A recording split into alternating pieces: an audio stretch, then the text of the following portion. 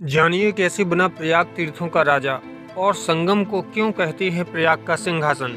क्या आपने कभी सोचा है कि प्रयाग को तीर्थ का राजा का दर्जा क्यों मिला है और संगम को इसका सिंहासन क्यों कहा जाता है? क्या यह केवल पौराणिक कथाओं की बात है या इसके पीछे छिपा है अध्यात्म का कोई रहस्य? बागेश्वर धाम सरकार के साथ कुंभ के इस चौथे एपिसोड में इस सवालों के जवाब के साथ जानिए कैसे संगम तीन पवित्र नदियों के मिलन का ही नहीं बल्कि आस्था, इतिहास और परंपराओं का केंद्र भी है। आइए जानते हैं बागेश्वर धाम सरकार के द्वारा इस वीडियो के माध्यम प्रयागराज से। तीर्थ इसलिए है क्योंकि सबसे पहले ब्रह्मा जी ने यज्ञ कहीं की तो उस तीर्थ का नाम है, प्रथम यज्ञ स्थान का नाम है प्रयाग। तीर्थों का राजा ये कैसे बना?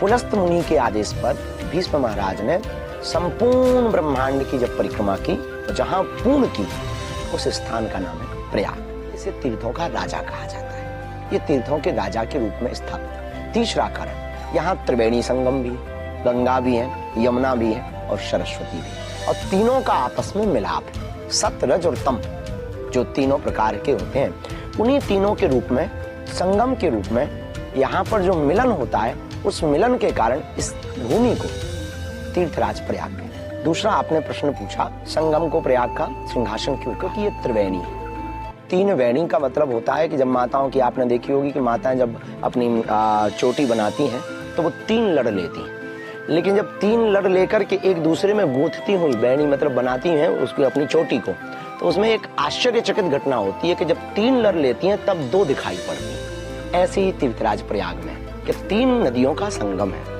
गंगा, यमुना, सरस्वती, पर दिखाई दो देती है। इस कारण से ये त्रिवेणी संगम है। और त्रिवेणी संगम ये सिंहासन के रूप में इसलिए स्थित है क्योंकि यहाँ कल्पवृक्ष है, जहाँ भगवान छोटे से मधुर रूप में, कन्हैया रूप में भगवान श्री हरि यहाँ पर विराजमान सदैव रहते हैं। उस कल्पवृक्ष, बट वृक्ष है वहाँ पर, कल्पवृक्ष जिसे कहा जाता, उस बट वृक्ष में सदैव विराजमान रहते हैं। इसलिए भी संगम को सिंहासन कहा गया है क्योंकि ये ज्ञान की भी भूमि है, कर्म की भी भूमि है और भक्ति की भी भूमि है। ये तीनों ही किसी तीर्थों के राजा का सिंहासन हो सकती है।